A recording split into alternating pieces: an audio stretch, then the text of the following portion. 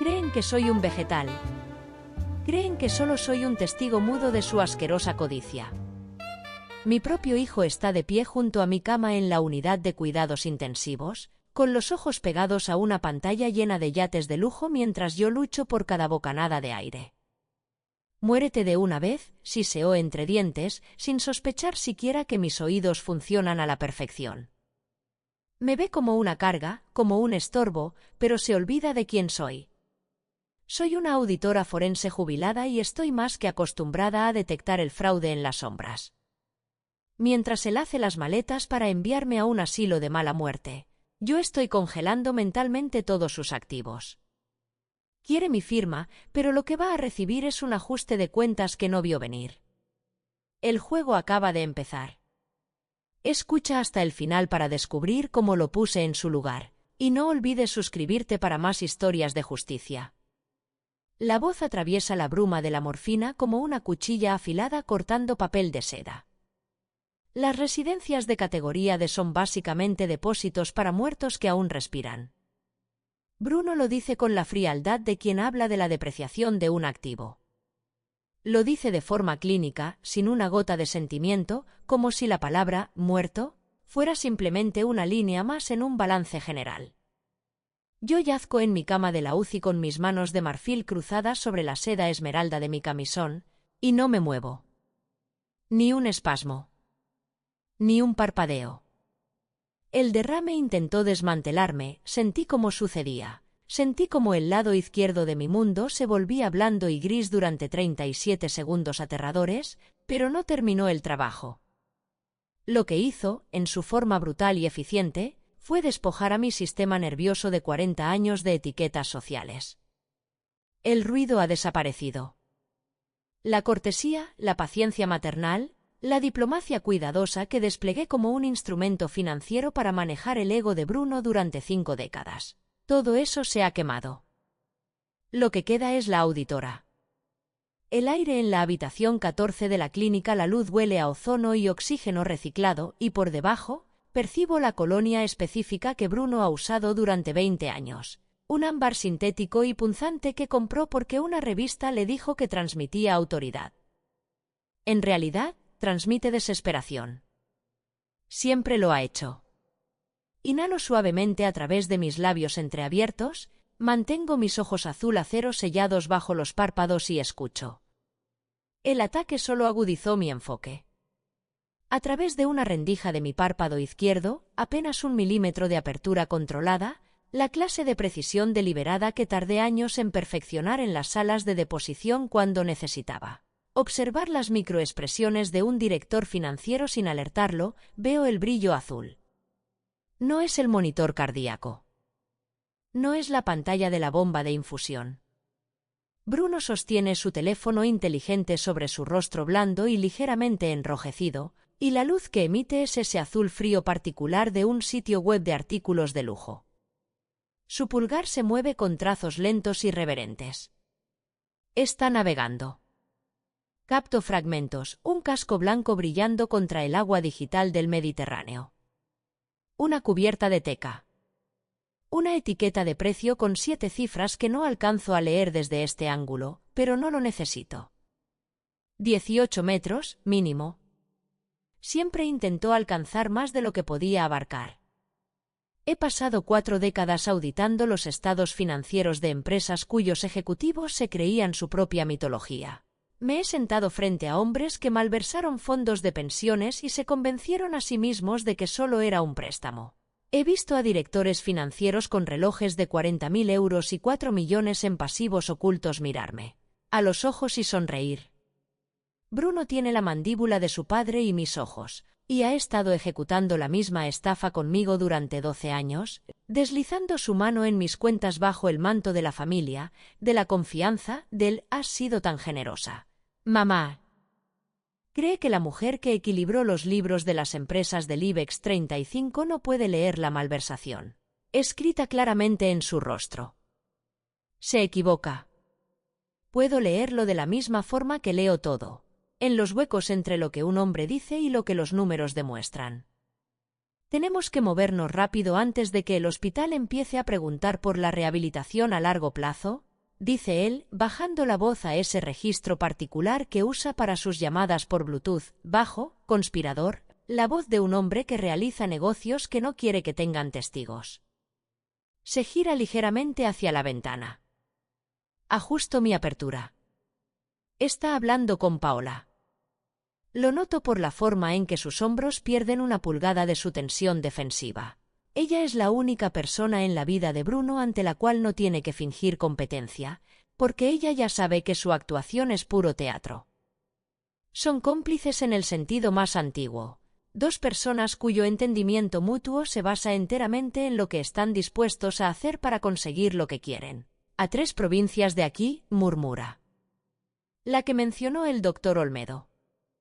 La proporción de personal allí es, hace una pausa, escuchando. Una fina sonrisa tira de la comisura de su boca, una sonrisa que recuerdo de su adolescencia, la que precedía a cada contabilidad creativa de una regla rota. Exactamente. La supervisión es mínima, y a su abogado le tomaría meses incluso entrar en el calendario de visitas. ¿A 3 provincias? Supervisión mínima. No está eligiendo un centro de cuidados. Está eligiendo un vertedero. Es mi hijo. Creció dentro de mi cuerpo. Le enseñé a montar en bicicleta en la entrada de nuestra casa en La Moraleja una mañana de octubre, y vi su rostro cuando finalmente dejó de caerse, vi la alegría pura y sin complicaciones de aquel momento, y pensé, para esto es todo, para esto son el trabajo y los años y las decisiones, para este rostro. No lloro. No me sirve de nada llorar. Empiezo a construir la hoja de cálculo. Los engranajes en mi cráneo se activan sin sentimentalismo, sin ceremonia. Esto es lo que 40 años de trabajo forense le hacen a una mente, convierten el shock en metodología. Bruno imagina que mi cerebro está emitiendo estática, un transmisor dañado escupiendo señales sin sentido a un cielo agonizante. Está profundamente equivocado. Columna mental, sus pasivos. El juego, conozco la cuenta de Marbella desde 2019, 3 retiros del Fondo de Mantenimiento del Patrimonio que cubrió con facturas de contratistas por trabajos que nunca se realizaron. La consultoría que llama, Edison Capital, que yo sepa, nunca ha asesorado a un solo cliente real con capital real. La hipoteca de la casa de verano que reestructuró 2 veces en 4 años. La línea de crédito contra la cual ha pignorado, sospecho, activos que técnicamente no son suyos para pignorar. Columna mental B, su apalancamiento. Mi patrimonio. El fideicomiso familiar Francisco Valdés. La propiedad de Madrid, 12 habitaciones y 1 hectárea, tasada en 3.100.000 euros en la última revisión. Y lo que sea que él crea que hay en la cuenta Grant, la cuenta de la que nunca he hablado. Los neumáticos crujieron sobre la grava de mi entrada en La Moraleja, y el sonido estaba mal. Había estado escuchando ese crujido particular durante 41 años. El roce bajo y satisfactorio de la piedra de río bajo las ruedas de un coche que vuelve a casa. Pero esto no era un regresa. Era un traslado. Un prisionero siendo movido de una celda a otra un poco más grande, con mejores cortinas y una cerradura más cara. 2 enfermeros que no había visto en mi vida maniobraron mi silla de ruedas a través de la puerta principal con la eficiencia practicada de unos mudanceros manejando un reloj de pie. Sin nombres. Sin contacto visual. Olían a jabón industrial y látex, no a nada que perteneciera a esta casa.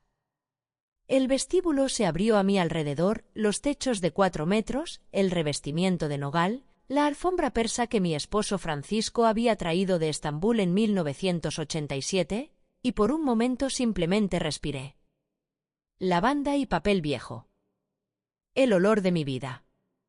Bruno estaba al pie de la escalera, consultando su reloj. No era el Longines que Francisco le había regalado por su 30º cumpleaños. Este era nuevo, un cronógrafo grueso y bruto que parecía costar más que un semestre de la matrícula de sus hijos. No dio un paso adelante. No ofreció una mano, ni un hombro, ni siquiera la decencia de un contacto visual sostenido. Simplemente inclinó la barbilla hacia los enfermeros como quien hace un gesto a un repartidor, indicando dónde depositar el paquete. Yo era el paquete. No dijo nada mientras me llevaban frente a él hacia el salón formal. La casa me tragó y Bruno guardó su teléfono, mirando ya hacia otra parte. Escuché a Paola antes de verla. El clic suave y medido de sus tacones en el rellano superior, descendiendo con la confianza pausada de una mujer que ya ha decidido qué habitaciones son suyas.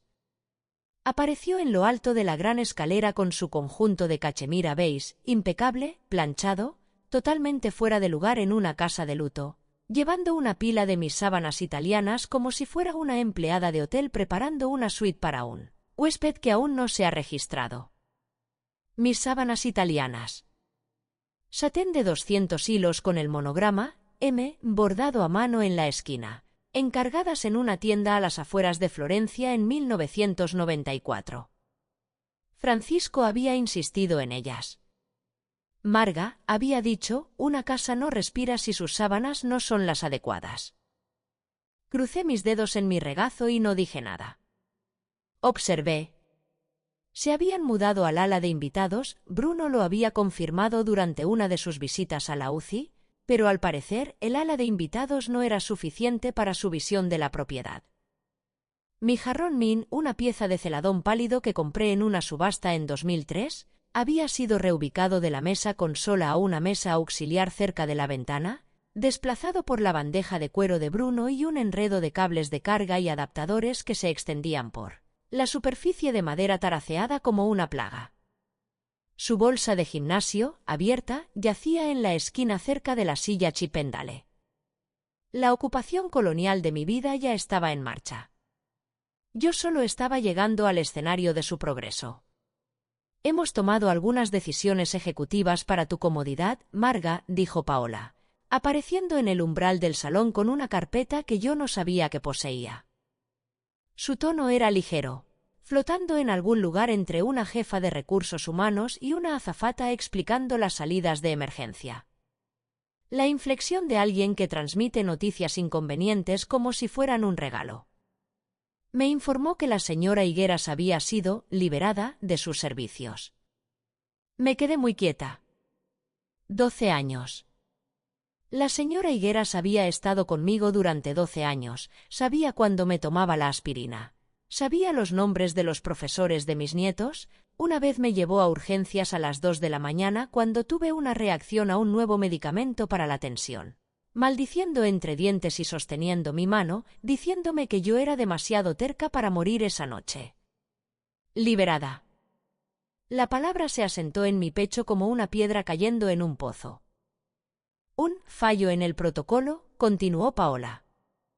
Algo vago e incuestionable. No pedí detalles porque ya entendía la geometría de lo que se había hecho. La señora Higueras habría visto. Se habría dado cuenta. Habría hecho preguntas y exigido respuestas y escrito sus preocupaciones con su caligrafía pequeña y precisa. Ella había sido un testigo, así que había sido eliminada. Los teléfonos fijos, me informaron, estaban experimentando una dificultad técnica. Estaban trabajando en ello. Que no me preocupara.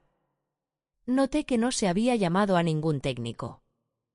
Noté que el teléfono celular de Bruno funcionaba con perfecta claridad. Noté el tamaño de la red que se cerraba a mi alrededor, y no permití que ni un solo pensamiento cruzara mi rostro. Lo hizo con delicadeza. Esa es la parte a la que sigo volviendo, incluso ahora. La delicadeza del acto.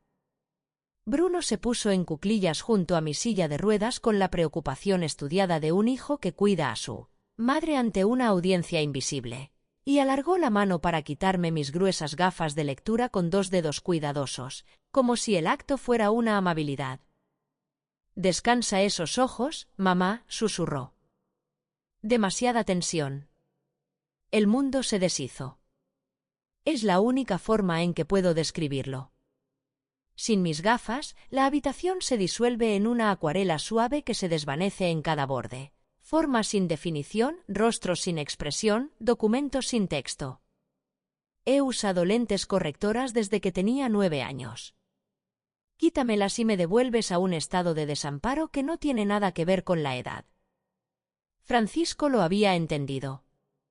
Guardaba un par de repuesto en cada habitación de esta casa, en la guantera de ambos coches, en el cajón de cada mesilla de noche de hotel que hubiéramos ocupado juntos. Bruno deslizó las gafas en el bolsillo del pecho de su chaqueta con la satisfacción pausada de un hombre que acaba de completar un pequeño y necesario recado. Se enderezó. Me dio una palmadita en el hombro. Se alejó. Ya no podía leer. Ya no podía ver la cara del reloj sobre la chimenea. Ya no podía revisar los números de ningún documento que me pusieran delante. Ya no podía leer las etiquetas de mis propios medicamentos. Ya no podía ser un testigo fiable de nada de lo que ocurriera dentro de estas paredes.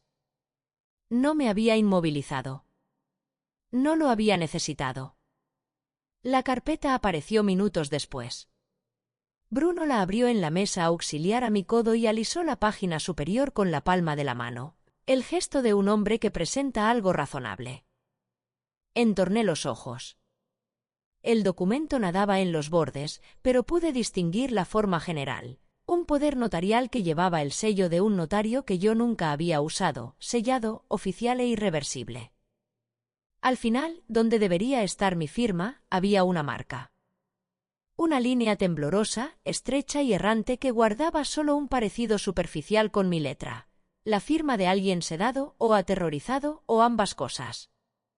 Yo no había firmado nada en esa UCI con pleno conocimiento. Nada. Lo que sea que esa marca representara, no había sido un acto informado y libre de una mujer en posesión de sus facultades. Todo es legal ahora, dijo Bruno. La sonrisa de labios finos había llegado, esa que no alcanzaba sus ojos castaños. Es solo para asegurarnos de que tus asuntos estén protegidos mientras te recuperas. Poder notarial duradero. Había redactado suficientes en mi trabajo forense para saber exactamente lo que significaba ese documento. Significaba que Bruno podía tomar decisiones financieras en mi nombre. Podía liquidar activos. Podía gestionar, o gestionar mal, todo lo que Francisco y yo habíamos construido durante 53 años de vida disciplinada, cuidadosa y documentada. Significaba que mi firma, falsificada o coaccionada, le había entregado a mi hijo una llave para cada cerradura que poseo. Él era el tutor ahora. Yo había sido reducida a su pupila. Abrí la boca. Lo que salió fue áspero, un sonido carraspeante y esforzado que me avergonzó por su debilidad. Yo no. Hice una pausa, tomé aire, lo intenté de nuevo. Yo no firmé. Mi voz no había sido la misma desde el derrame. El lado izquierdo de mi boca cooperaba mal bajo estrés, y lo que pretendía ser una declaración de hechos clara y rotunda salió como 3 sílabas rotas con un siseo debajo. Bruno no discutió. No levantó la voz ni cuestionó la sustancia de lo que yo había dicho. En cambio, metió la mano en el bolsillo de su chaqueta y sacó su teléfono inteligente, sosteniéndolo entre nosotros con la pantalla hacia afuera mientras presionaba grabar. Su pulgar fue deliberado. Sin prisas. Mira la agitación, narró en voz baja. No me miró cuando lo dijo. Miró al teléfono, como si actuara para una audiencia que no estaba presente. Paola, ¿ves esto? Otra vez desorientada por el síndrome del atardecer. Chasqueó la lengua, un sonido de preocupación teatral. Me quedé inmóvil. Fue una comprensión fría que recorrió todo mi cuerpo, la clase que cae desde el cráneo hasta el esternón y deja una especie de escarcha a su paso. Cada palabra que pronunciara con ira, cada intento de afirmar la realidad, cada protesta y declaración se convertía en metraje. Metadatos. Evidencia para ser presentada ante un juez de sucesiones por un abogado bien vestido argumentando a favor de una tutela permanente. La paciente muestra confusión, agitación, falta de reconocimiento del documento ejecutado y acusaciones paranoicas hacia el cuidador principal. Yo misma construiría mi propia jaula con mi propia voz si dejaba que me provocaran. Cerré la boca. Acomodé mis manos en mi regazo. Dejé que el silencio se expandiera entre nosotros hasta que cobró peso y textura, y mantuve su mirada. Sus ojos castaños, planos y calculadores, encontrándose con los míos de color azul acero, y me aseguré de que viera, claramente y sin ambigüedad, que lo que miraba desde detrás de mi rostro no era confusión. Bruno apartó la mirada primero. Bajó el teléfono. El timbre fue el sonido más hermoso que había escuchado en 3 semanas. Sonó 2 veces en rápida sucesión, la firma de Lola, el doble timbre impaciente de una mujer que había crecido en una familia numerosa y entendía que un solo timbre podía pasarse por alto. Escuché los tacones de Paola sobre la madera, la breve vacilación y luego el ruido de la cadena al ser apartada. La voz de Lola la precedió como un frente meteorológico. No me quedaré mucho tiempo, solo necesito 5 minutos con Marga, y entonces la puerta se abrió más y allí estaba ella, con su chaqueta de punto con flores, crisantemos naranjas sobre fondo crema, una prenda de alegre y total desprecio por la estética de esta casa, brillando como un fuego en un depósito de cadáveres. Llevaba una lata que olía a limón y azúcar glas incluso desde el pasillo del salón. Paola, hay que reconocerlo, lo intentó. Órdenes del médico. Reposo absoluto. Quizás otro día sería mejor. Lola había escuchado argumentos más difíciles de personas más duras en sus 67 años de membresía, activa en la parroquia, y había prevalecido ante todos ellos. Empujó la lata en el hueco del codo de Paola y pasó de largo antes de que ella hubiera registrado plenamente la maniobra. Apareció en mi puerta y su rostro, al verme en la silla de ruedas, se compuso con tremenda disciplina en algo que no era horror. Cruzó la habitación en 6 pasos. Lola se sentó en el borde de la cama donde me habían acomodado 1 hora antes, con una mano cubriendo las mías. Su palma estaba cálida, seca y familiar, la mano de una mujer que había sostenido la mía durante el funeral de Francisco, durante mi primera y aterradora cita con el cardiólogo hace 2 años, a través de 1 década y media de las emergencias ordinarias de la amistad. Se inclinó cerca. Lirios de los valles, su perfume de siempre, sin variación durante 30 años. Presionó su mejilla contra mi oreja como quien ofrece un abrazo formal y luego no se apartó. «Te traje a un viejo amigo», susurró. De su bolsa de lona, Lola extrajo un oso de peluche. Era pequeño, estaba apolillado y el pelaje marrón se veía desgastado en las orejas tras décadas de uso. Ese oso había pertenecido a mi hija desde su infancia. Había pasado de la estantería del cuarto de juegos al desván, hasta que fue donado a un mercadillo benéfico de la iglesia hace 4 años. Lola lo había rescatado de la mesa de ventas, o tal vez lo encontró, o simplemente comprendió que algún día sería necesario. Me lo puso entre los brazos y lo sentí de inmediato. Una resistencia dura y rectangular cosida cuidadosamente en la barriga del muñeco. Compacta. Deliberada. «Grábalo todo», susurró. Las palabras fueron apenas un siseo, más una vibración contra mi oído que una voz humana. Se apartó y me sonrió con una calidez social perfecta, la sonrisa de una amiga que hace una visita de cortesía, mientras yo apretaba el oso contra mi pecho. Sentí el peso sólido de la grabadora digital contra mi esternón, y algo cambió dentro de mí, algo que no había sentido desde la primera mañana que desperté en la UCI. Tenía algo que era mío. Tenía algo que ellos no me habían quitado. Lola se marchó 20 minutos después. Paola había aparecido 2 veces en el umbral lanzando miradas punzantes a su reloj. Vi su chaqueta de flores desaparecer por el camino del jardín, con la lata de galletas de nuevo bajo el brazo porque, según Paola, le había surgido una repentina restricción dietética. Cuando la puerta se cerró con un clic, respiré profundamente por la nariz y dejé que la habitación recuperara su silencio. Entonces, miré hacia arriba. Debería haberlo hecho antes, pero sin mis gafas el techo era solo un borrón de blanco y sombras sin sentido. Ahora me concentré con el esfuerzo deliberado de quien intenta leer un documento borroso. Las molduras, el medallón de yeso en el centro del que colgaba la vieja lámpara y allí, en la esquina, justo encima de la carcasa del detector de humos, vi un destello. Diminuto. Antinatural. Un punto de luz reflejada que no debería estar ahí. Una lente. No era el detector de humos. Estaba dentro, o mejor dicho, reemplazaba la placa frontal, el tipo de cámara oculta que se vende en catálogos de seguridad o en anuncios de televisión de madrugada. Bruno no solo estaba gestionando mis cuidados, estaba archivando cada movimiento.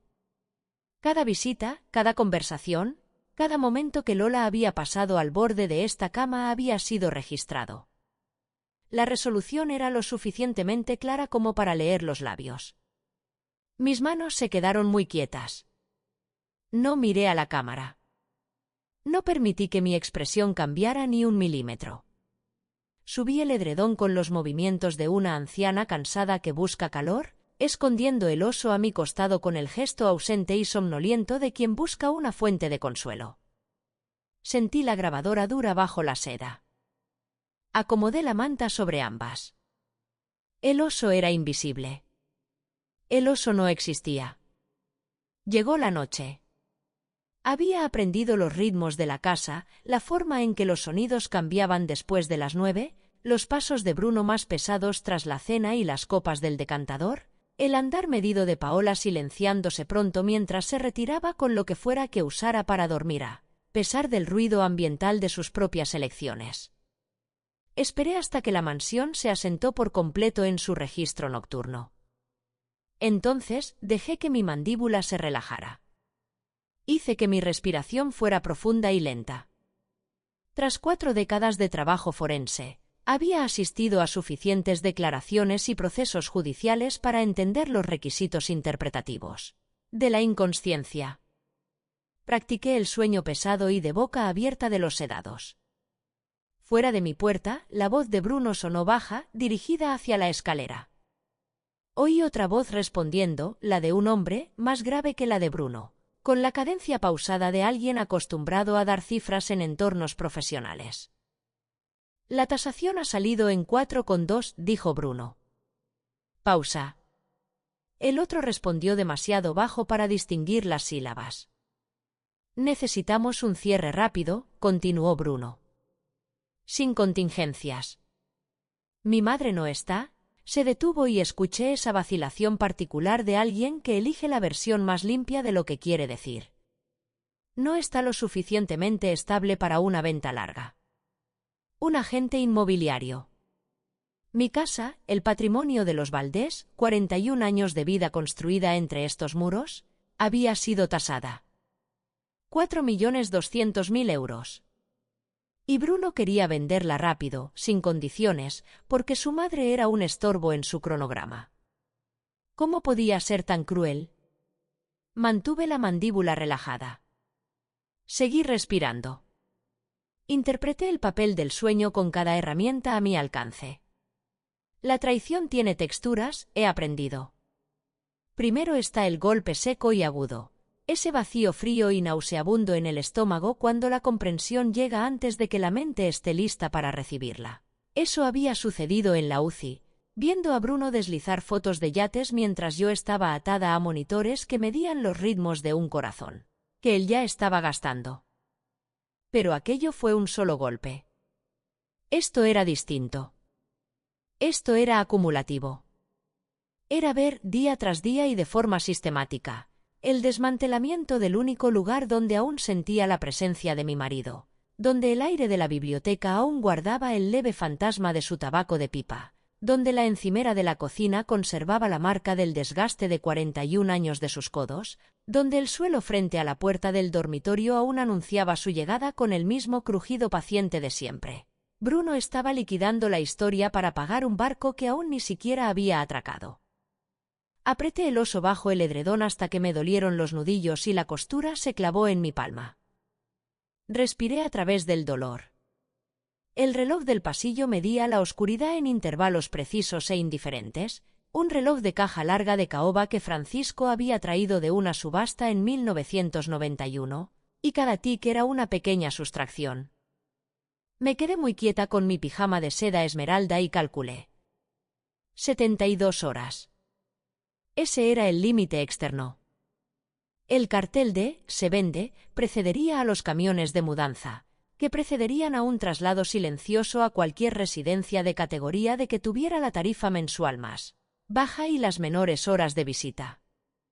En ese momento, la casa pertenecería a Bruno y Paola, las cuentas bancarias pertenecerían a Bruno y Paola, y Marga Valdés, auditora forense jubilada, viuda, mujer que había construido y defendido más activos de los que Bruno tiene años de vida, sería archivada en una habitación con olor a desinfectante industrial, categorizada como una dependiente, una no persona, un antiguo ser humano.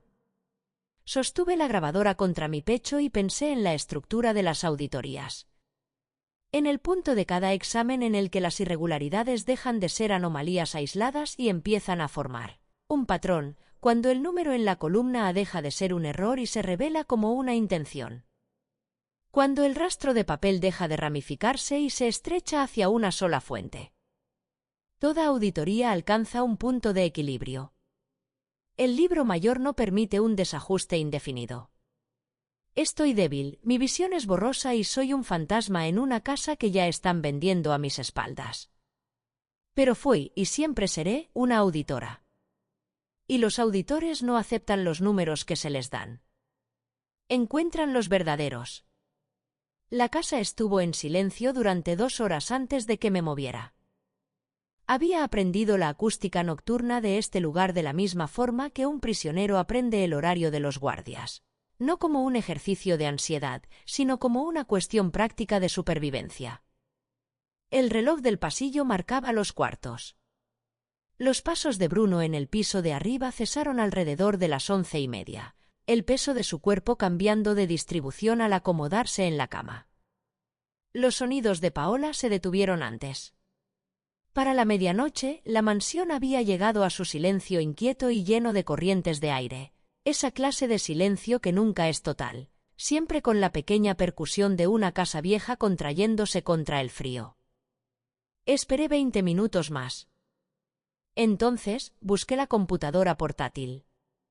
Mi mano izquierda no cooperaba del todo, no lo había hecho desde el derrame. El control motor fino regresaba en incrementos irregulares e impredecibles que mi neurólogo había descrito con optimismo cautoso. Pero la memoria muscular se aloja en algún lugar más profundo que la función voluntaria, y 40 años de auditorías habían grabado ciertos patrones en mis manos por debajo de la instrucción consciente. Llevé la laptop de la mesilla al edredón en 3 movimientos cuidadosos, cada uno controlado, cada uno silencioso contra la seda. Me dolían los dedos por el esfuerzo. No me permití que me importara. Abrí el portal del fideicomiso familiar Francisco Valdés. La cuenta era legítima, un fideicomiso benéfico restringido establecido en 1998 a nombre de Francisco, administrado bajo directrices federales y vinculado a una designación fiscal específica que convertía cualquier retiro no autorizado no en un asunto civil, sino en uno penal. Conocía cada cláusula de su estatuto porque yo misma había redactado los protocolos de auditoría. Navegué hasta la página del saldo y dejé que cargara. Los números se resolvieron en la pantalla con su claridad habitual y sin ambigüedades. Saldo disponible, 842.000 euros. Ajusté el ángulo de la pantalla con la deliberación de una mujer que está demasiado cansada para notar lo que hace. Inclinada hacia afuera, mirando hacia la puerta, con la fuente grande, limpia y legible desde la distancia. El número brillaba con la indiferencia paciente de una cifra que nunca ha necesitado anunciarse. Crucé mis manos bajo el edredón. Dejé que mis ojos se cerraran. Dejé la puerta de la caja fuerte abierta.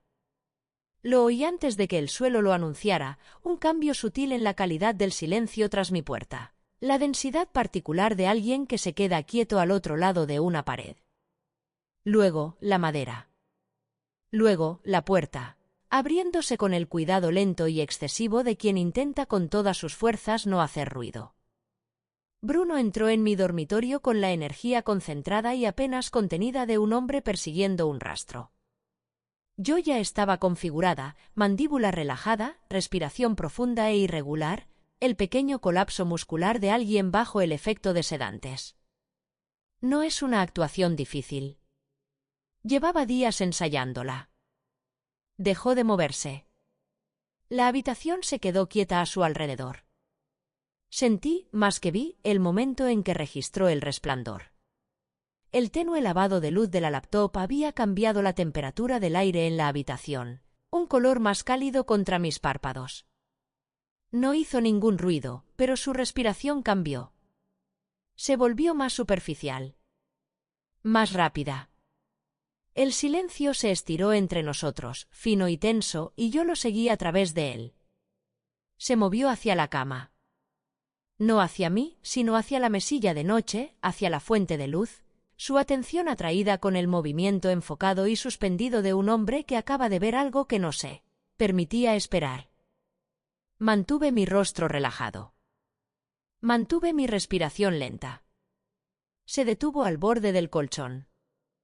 La luz azul de la pantalla lo bañaba desde abajo, y observé a través del velo de mis pestañas cómo el brillo del monitor transformaba su rostro en algo que confirmaba cada cálculo que yo había hecho sobre el hombre en el que se había convertido mi hijo. El bronceado artificial adquirió un color amoratado y enfermizo bajo la luz blanquiazul.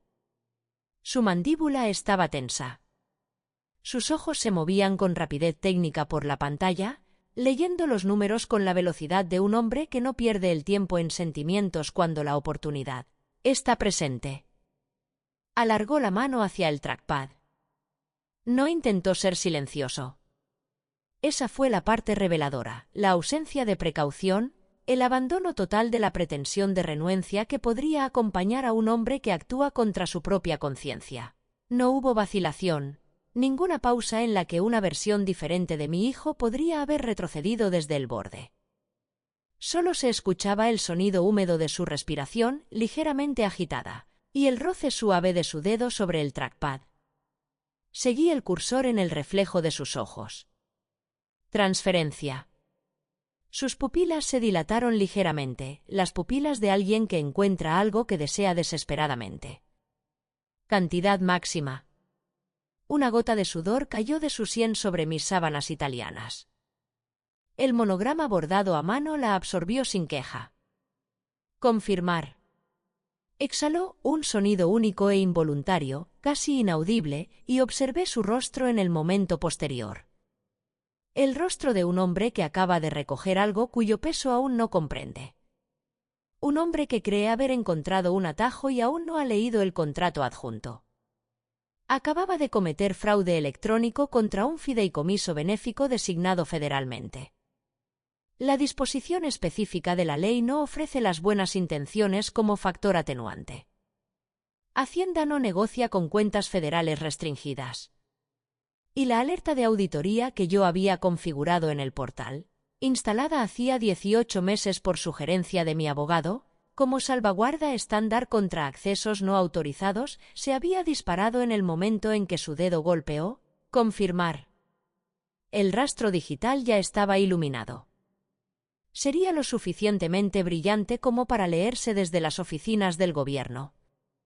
Cerró la laptop con un clic suave y satisfecho. La habitación volvió a la oscuridad y me quedé perfectamente quieta mientras Bruno se retiraba hacia la puerta, sus pasos con una ligereza que no habían tenido desde el día en que llegó con su maleta de ruedas y su agenda. El andar específico de un hombre que cree que la parte difícil ha quedado atrás. La puerta se cerró. En la oscuridad me permití una sola cosa, presioné mi mano plana contra el edredón sobre la grabadora oculta, sintiendo sus bordes a través de las capas de seda y relleno, y respiré. 800.000 euros de dinero federal acababan de fluir hacia una cuenta que ahora estaba bajo vigilancia. Bruno había cruzado la línea de lo civil a lo penal con un solo gesto en el trackpad. La diferencia entre lo que era esta mañana, un hijo gestionando el patrimonio de su madre anciana con un agresivo interés propio, y lo que era ahora, era la diferencia entre una disputa familiar y un caso federal. La auditoría interna estaba terminada. La ejecución vendría de otra parte. La mañana llegó como suelen llegar las malas noticias, en silencio, sin anuncios, en la forma de una persona que ya ha decidido lo que va a hacer antes de entrar en la habitación. Paola entró, no con mi bandeja de desayuno, sino con un rollo de pegatinas de neón circulares y una carpeta con pinza. Llevaba sus pantalones de color marfil y una blusa de seda crema, sus pendientes de perlas captando la luz de la mañana, y se movía con la economía eficiente de quien ha visualizado previamente su ruta. No me miró. Miró a las paredes. Empezó con los carboncillos que flanqueaban la ventana este, un par de escenas callejeras de Montmartre, pequeñas e íntimas, compradas por Francisco en nuestro 10º aniversario en una galería de París durante el único viaje que hicimos juntos. Había negociado en su francés aproximado y alegre durante 20 minutos, pagó menos del precio de venta y las llevó él mismo de vuelta al hotel, negándose a que las empaquetaran. Estas van a la pared de casa, Marga. Quiero encontrarlas allí. Paola despegó el protector de una pegatina circular, naranja neón con el texto impreso, lote almohadilla 14, y la presionó directamente sobre el cristal del marco derecho. El sonido que hizo fue casi nada. Un pequeño tic adhesivo. Lo catalogué. La casa de subastas vendrá a mediodía, Marga. Intenta mantener el ánimo. Su voz tenía la inflexión de una notificación de calendario corporativo, información entregada sin calidez ni malicia, simplemente una transferencia de datos, logística y completa. Se movió a la siguiente pared. El rollo de pegatinas volvió a emitir su pequeño sonido de desgarro. Me quedé inmóvil y la vi trabajar. Había pasado décadas dentro de las arquitecturas financieras de las vidas de otras personas, examinando los rastros de papel de decisiones tomadas en salas de juntas, firmadas en mesas de cierre y archivadas en cajones de acero. Entendía la mecánica de la liquidación, la forma en que los activos son siempre, al final, reducibles a números. Entendía esto profesionalmente. Lo que no había entendido, no en un sentido visceral y corpóreo, era lo que se sentía al ser el activo que estaba siendo liquidado. Cada pegatina era una pequeña amputación. La acuarela sobre el sillón de lectura, fuera, lote 22. La figura de bronce en el estante de la esquina, una pieza de un escultor que Francisco había admirado durante años antes de adquirirla, lote 31. Los óleos del pasillo, las fotografías, los objetos pequeños y corrientes que guardaban el peso específico de los años acumulados, todo estaba siendo convertido, con una eficiencia de mirada plana, en partidas de un catálogo de subastas. El dolor en mi esternón no era metafórico. Era una presión física, sorda e insistentemente dolorosa, la sensación de que algo estructural estaba siendo arrancado de raíz. Me mantuve perfectamente quieta. Interpreté mi fragilidad. Catalogué cada desprecio. El temblor llegó sin previo aviso. Lo hacen así, los temblores post-derrame, repentinos y autoritarios, reclamando mi mano izquierda sin consulta ni disculpa. Mis dedos se curvaron contra el edredón de seda en una serie rápida e involuntaria de contracciones y, con el movimiento, el oso de peluche, colocado contra mi cadera izquierda bajo la manta, se deslizó 5 centímetros hacia el borde del colchón. La reacción fue puro reflejo. Me abalancé. No fue elegante. No fue el movimiento de una mujer que interpreta una incapacidad postrada en cama. Fue un arrebato repentino de todo el cuerpo hacia la izquierda, mi brazo derecho cruzando mi torso, mi mano golpeando el colchón 5 centímetros más allá del oso antes de encontrarlo y presionarlo contra mí. Cadera con una fuerza que, era consciente, resultaba totalmente inconsistente con el retrato de declive neurológico que había estado construyendo. Paola se giró bruscamente. Sus ojos se movieron de mi rostro al oso y luego a mi mano, que ahora estaba presionada sobre el edredón en la postura específica de alguien que cubre algo en lugar de simplemente descansar. Inclinó la cabeza quizás 3 grados, la microexpresión de una mujer que ha notado una inconsistencia y está procesando su significado. Dejé que mi mano se quedara flácida de inmediato. Hice que mi respiración saliera en los incrementos irregulares y superficiales de alguien que experimenta un episodio neurológico grave. Dejé que mis ojos se desenfocaran totalmente, dirigiendo mi mirada vacía aproximadamente 15 centímetros por encima de su hombro izquierdo. La pausa entre nosotras duró 4 eternos segundos. Los conté latido a latido. Paola emitió un leve sonido en el fondo de su garganta, una exhalación sutil, y volvió a mirar a la pared. Deterioro neurológico, murmuró, como quien marca un elemento en una lista de tareas pendientes. Aplicó la pegatina del lote 37 al bronce del estante de la esquina. Mi mano, bajo el edredón, ya había encontrado la grabadora. La mantuve allí, firme. Bruno regresó 1 hora después. El hombre que entró en la habitación no era el hijo preocupado que había estado actuando para la cámara de su teléfono. Esa función había terminado.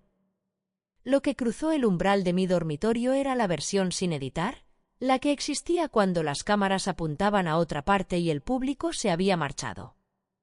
Se detuvo a los pies de la cama y arrojó un fajo de papeles sobre mis piernas.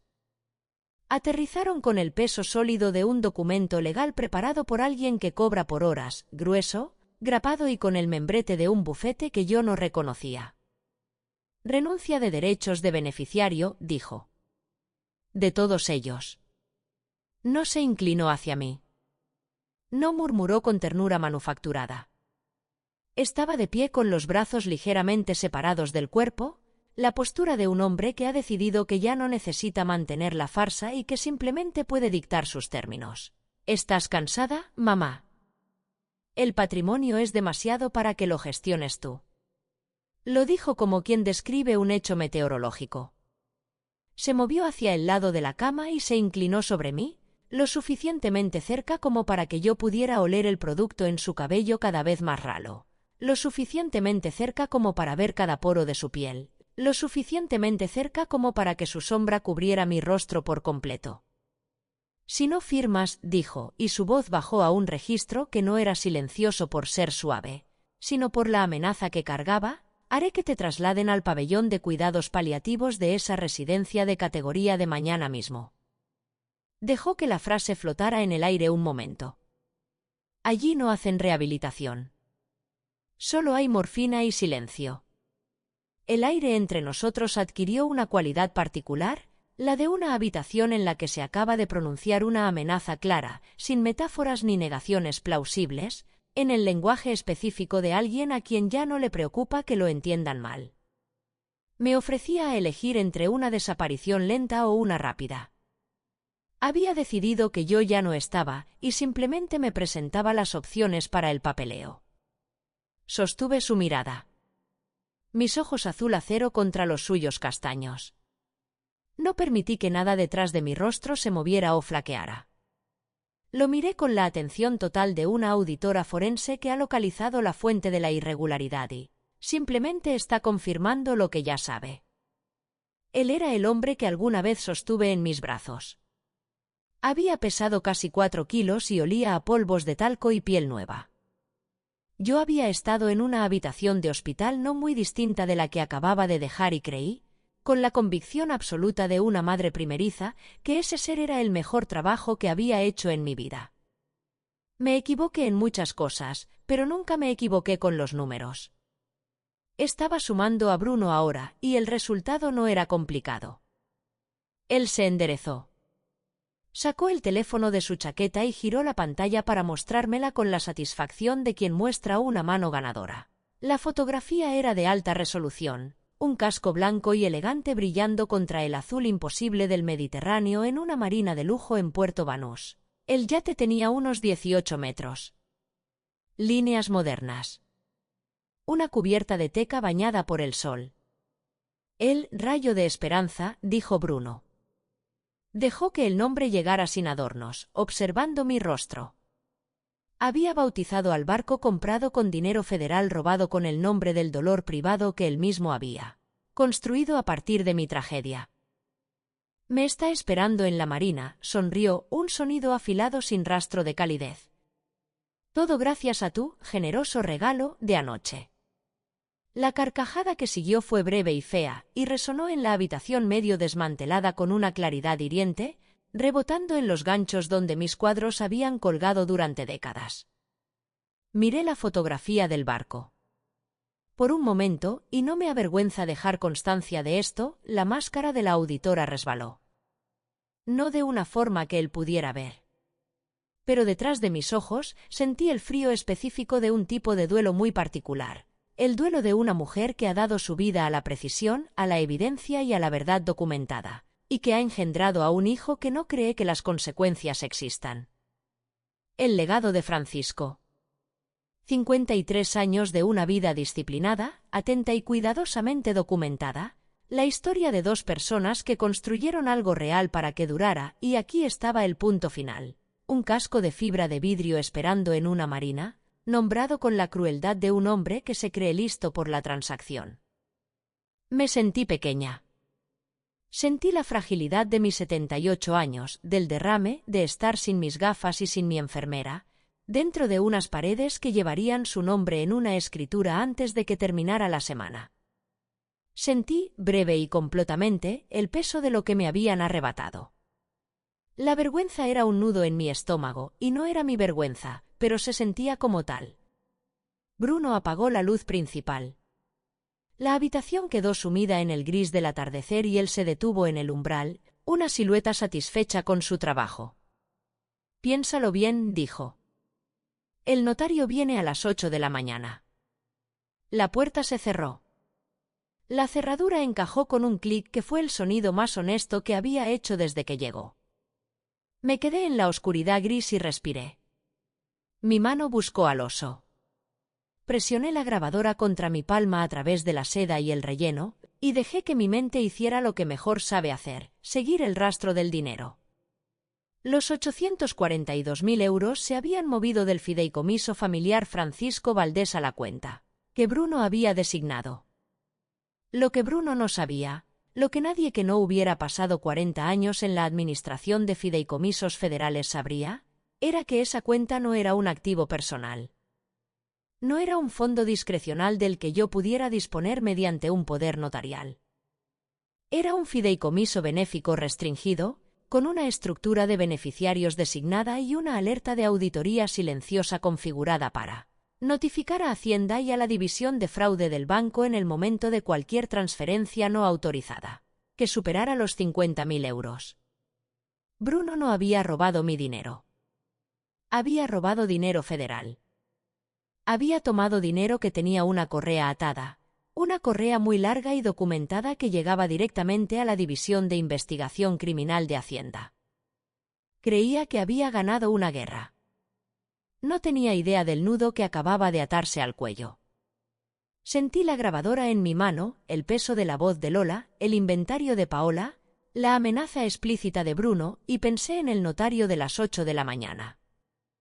No iba a encontrar lo que esperaba. Pero esa cuenta era para mañana. Esta noche los libros estaban casi equilibrados.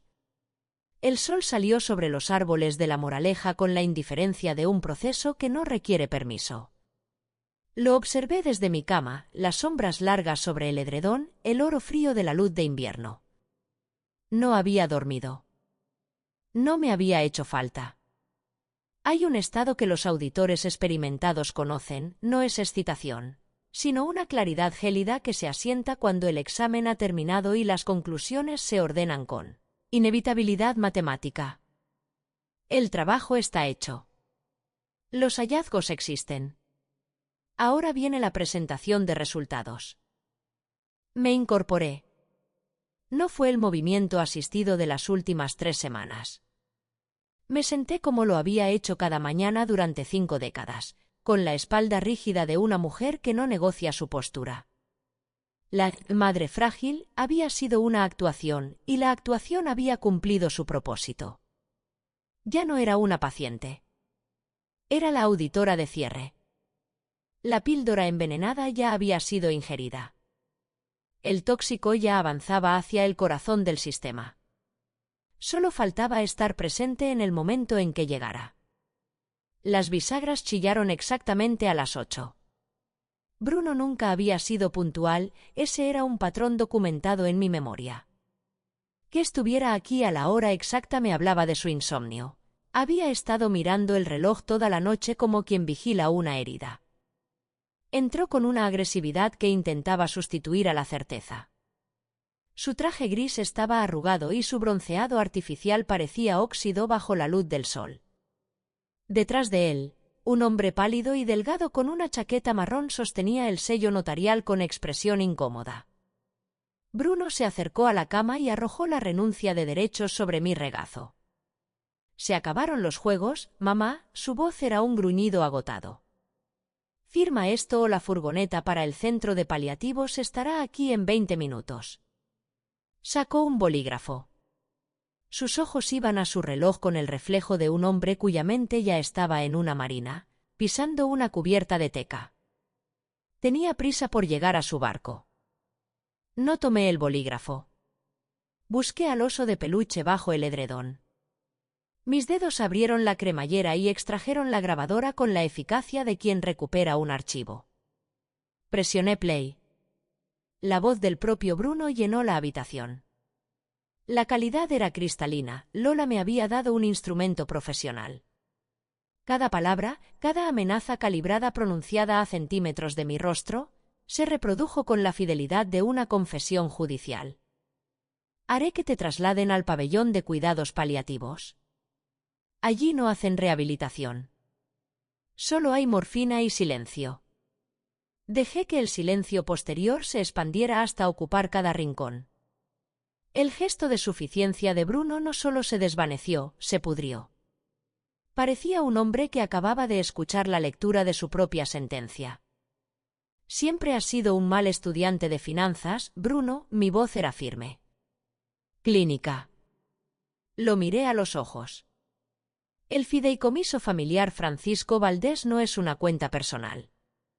No es un fondo discrecional accesible mediante ningún poder notarial, coaccionado o no. Es una entidad benéfica restringida bajo control federal. Él abrió la boca. Yo continué. Cuando moviste 842.000 euros para comprar una embaración de recreo, no encontraste un vacío legal. Te saltaste todos los controles internos de una entidad regulada y cometiste fraude federal. No encontraste un atajo, Bruno. Metiste la cabeza en una soga. El notario dio un paso atrás. El sudor apareció en la frente de mi hijo, el sudor frío de un cuerpo que ha clasificado la información como una amenaza de muerte. Esa cuenta está bajo alerta roja desde 2019, seguí, cruzando mis dedos con calma. En el momento en que confirmaste la transferencia, se disparó una notificación automática a Hacienda y a la Unidad de Delitos Económicos de la Policía. No esperan al café de la mañana, Bruno. Ya estaban en marcha antes de que volvieras a tu habitación. Se quedó paralizado. El trepador social con traje de diseño se había contraído. Empezaba a entender la geografía de su situación. El yate, dije, dejando que la frase pesara. El rayo de esperanza. En términos federales, ese barco es ahora el fruto de un delito. Será incautado. No puede ser retenido ni protegido por ninguna declaración de quiebra. La deuda te seguirá por el resto de tu vida, con recargos e intereses. Dejé que procesara la trayectoria de esa frase, la pendiente larga y descendente que no terminaba en ningún lugar que él pudiera identificar. ¿Querías un barco? Dejé la grabadora en la mesilla con movimientos deliberados. Lo que tienes es una acusación federal. La sangre había abandonado su rostro por completo. Miraba sus manos, las manos de un hombre que ya siente el frío de las esposas. Metí la mano bajo la almohada. Mis gafas de lectura de montura gruesa estaban exactamente donde las había dejado a las 3 de la mañana, cuando las recuperé del bolsillo del pecho de la americana de Bruno. Él la había dejado colgada en la silla del pasillo con la confianza descuidada de un hombre que está seguro de que la persona más interesada en su contenido no puede caminar sin ayuda hasta el otro extremo de la casa. Se equivocaba en eso, como se equivocaba en tantas otras cosas. Me deslicé las gafas sobre el puente de la nariz. El mundo recuperó su resolución con el chasquido satisfactorio de un enfoque que había estado ausente y que ahora se restauraba, los bordes afilados volvían a cada superficie, el texto se hacía legible y los rostros adquirían definición. Los finos hilos de la solapa de Bruno pasaron de ser un borrón gris a mostrar el deshilachado visible de un traje a medida que no había sido tratado con el cuidado adecuado a su coste. El pánico en sus pupilas era legible ahora, la dilatación, el rápido micromovimiento de unos ojos que realizaban cálculos veloces e inútiles. La auditora volvía a estar en sesión. El mundo borroso había sido sustituido por datos fríos y duros, y no había ni una sola cifra frente a mí que no pudiera leer. El timbre de la puerta principal sonó. La cabeza de Bruno se giró hacia el sonido con la cualidad reflexiva y desesperada de un hombre que busca una salida y encuentra, en su lugar, otra entrada. Lola apareció en el umbral del dormitorio con su chaqueta de punto de crisantemos naranjas, resplandeciente, alegre, totalmente imperturbable ante la atmósfera específica de una habitación en la que un hombre se desmorona, cargando el oso de peluche vintage bajo un brazo y con esa expresión decidida que yo reconocía tras 30 años de amistad. A su lado estaba un hombre con traje azul marino y un maletín que tenía esa cualidad desgastada y poco ostentosa de un profesional que ha trabajado lo suficiente como para no necesitar impresionar a nadie. «Este es el señor Mendoza», dije. «Mi asesor legal». Bruno abrió la boca, pero no salieron palabras. Ha sido mi abogado de confianza durante 16 años, y fue informado de la situación en esta casa hace aproximadamente 72 horas, cuando le pedí a Lola que se pusiera en contacto con él. Lo que sostiene es una revocación formal del poder notarial, ejecutada con documentación completa de la coacción y la manipulación médica utilizadas para obtener el instrumento original, con el testimonio de dos partes independientes y ante un notario que no conoce a mi hijo y que, por lo tanto, no tiene dificultad en poner su sello en documentos veraces. El notario de aspecto apocado y chaqueta marrón ya se movía hacia la puerta con la velocidad decidida y no conflictiva de un hombre que ha evaluado correctamente que su integridad profesional se sirve mejor aumentando la distancia entre él y esta habitación. Lola me miró por encima del borde de sus gafas y me guiñó un ojo, un guiño decisivo, de mujer de 67 años, que transmitía más satisfacción que los discursos de la mayoría de la gente. El señor Mendoza no desperdició palabras.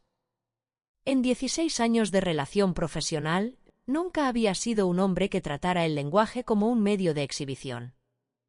Entró en la habitación, dejó su maletín sobre la cómoda con la facilidad practicada de alguien para quien las superficies son siempre espacios de trabajo, y sacó 2 juegos de documentos con la eficiencia simultánea de un hombre que se ha preparado exactamente para esta configuración de la escena. «Notificaciones de desalojo», dijo. «Efectivas de inmediato». Extendió un juego a Bruno y sostuvo el segundo en dirección a la puerta, donde Paola se había materializado en algún momento de los minutos anteriores, atraída, presumiblemente, por los sonidos de la disolución profesional de su marido, con sus pendientes de perlas captando la luz de la mañana y su rígido peinado algo menos rígido que la noche anterior. «Tenemos pruebas documentadas de abuso de confianza, coacción bajo coacción, fraude financiero y apropiación indebida», continuó el señor Mendoza. Su voz tenía la cualidad medida y declarativa de un hombre que lee un estatuto en lugar de construir un argumento. Tienen 60 minutos para desalojar las dependencias. Al concluir ese periodo, la policía local asistirá con cualquier artículo que no hayan trasladado de forma independiente. A Paola se le desencajó la mandíbula.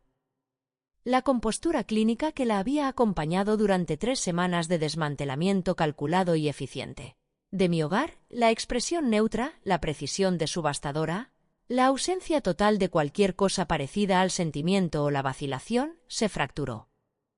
No gradualmente, sino de repente, de la misma forma que una superficie se quiebra bajo una presión específica, revelando en un instante la ausencia de la integridad estructural que fingía tener.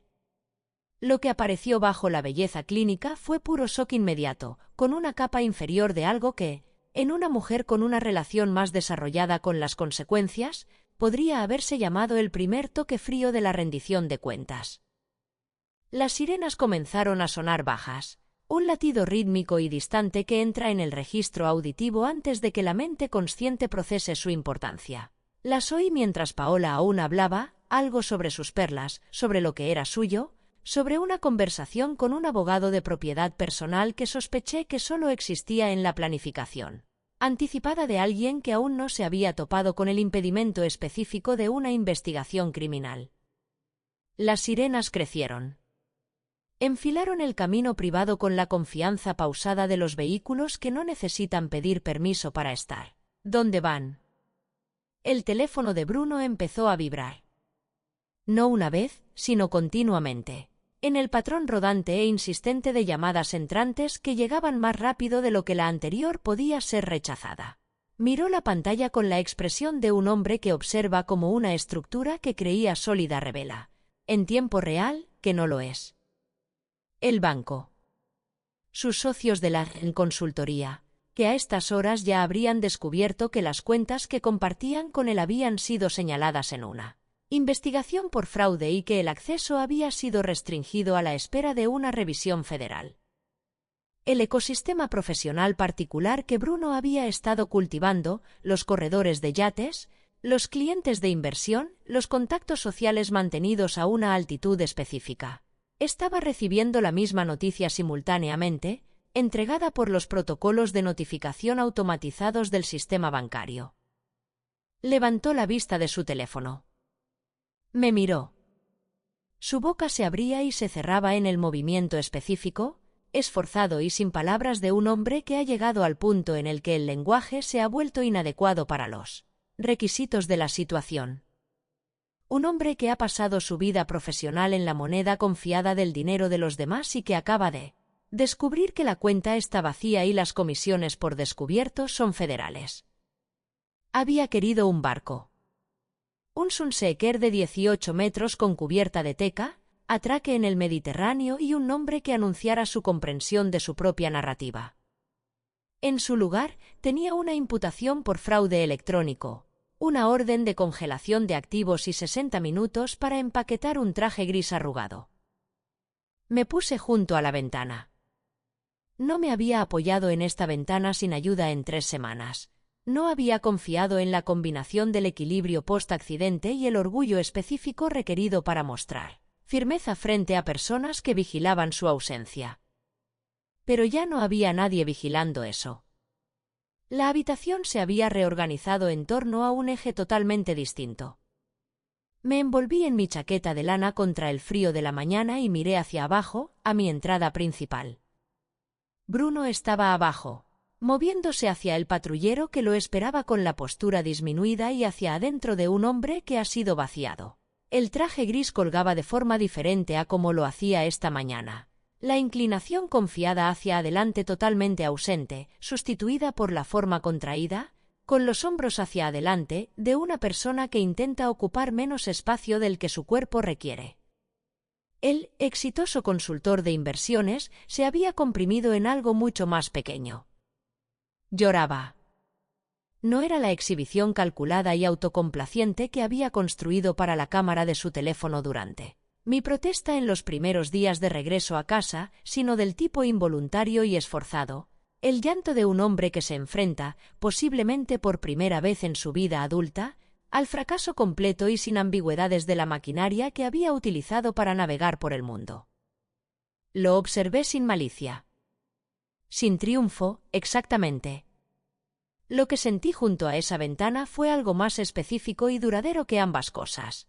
La satisfacción particular y asentada de una auditoría que ha llegado a su conclusión correcta tras un examen largo y complicado. Los números, finalmente, eran correctos. Paola estaba en la puerta principal, su voz llegaba en registros que no le había oído antes. El tono profesional, plano y controlado, totalmente abandonado en favor de algo mucho más crudo y mucho menos compuesto. Algo sobre sus perlas.